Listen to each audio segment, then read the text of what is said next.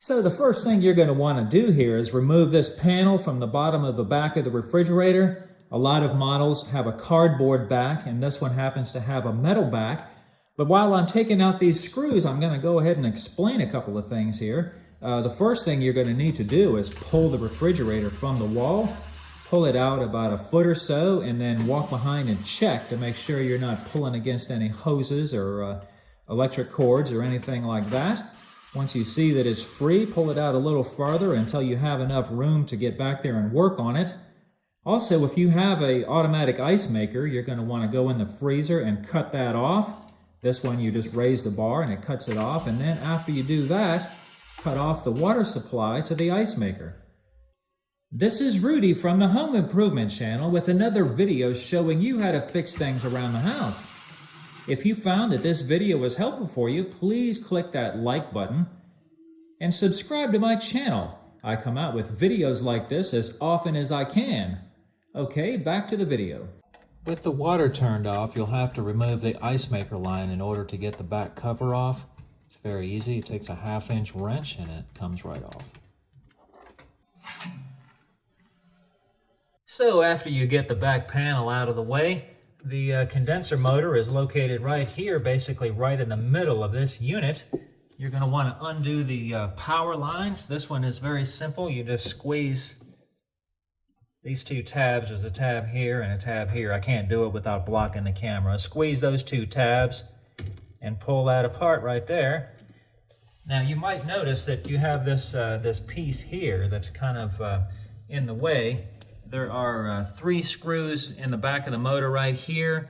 I could take those screws out, but there's not enough room in here or here to get the motor out. So to get the motor out, I have to pull out this whole center support right here. If you look between here, there's a bolt here and there's a bolt down there. Now the bolt down there only has to be loosened enough to get that through, because if you can see it, there's a little slot right there in the plastic that allows that bolt to slip through, so you don't have to try to get your hands in there to get the bolt started. But this one here does have to come completely out. Now I kind of find to loosen these bolts, it's a 3/8 socket, but a swivel works good. Just loosen this one.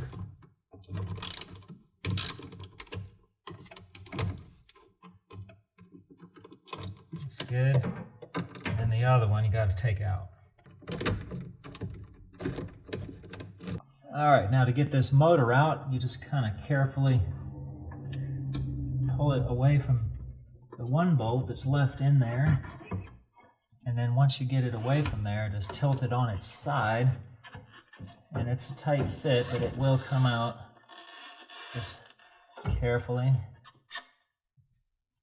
Try not to bend anything. And there we have it. Kind of lay the motor down flat, grab it from both sides so you're pulling evenly, and just pull the blade straight off, just like so. Flip it over. 1/4-inch screw driver. And once you get the screws out, remove the motor. Make sure you put the new motor back in with the same orientation. If you notice, we have a right triangle right here, and the wire is sticking out at about 4 o'clock approximately. So just remember that, and that'll help you when you get it back together. So that's it. And now just pull it out of there. Here's the part numbers that are on the motor.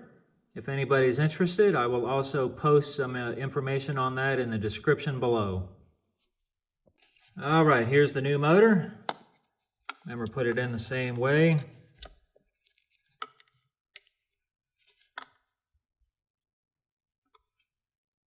Right there we have it. And put the screws back. If you use a drill driver, these are plastic threads on this thing, so be careful not to over tighten it. You're going to want to put the fan blade back. Make sure you put it back on the same way that you took it off. Just press it down.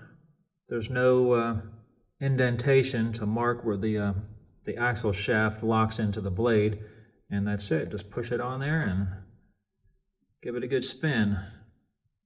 Now you're ready to put this back in the same way you took it out. It's pretty tight, so just be careful and be patient. There we go. All right, remember that one bolt is still there, so you're going to have to get it under, like so. And then to get this other one in there, you need some patience, or a magnet, anything like that will do.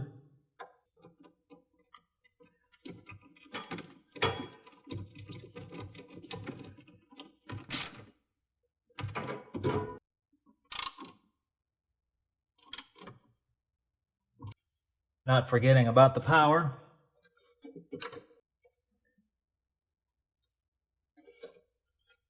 Okay, that's it. That's how I replaced the condenser fan motor. Now when you plug this back in, it may take it a few minutes for the compressor and the fan motor to kick back on, so don't be too alarmed if that happens to you.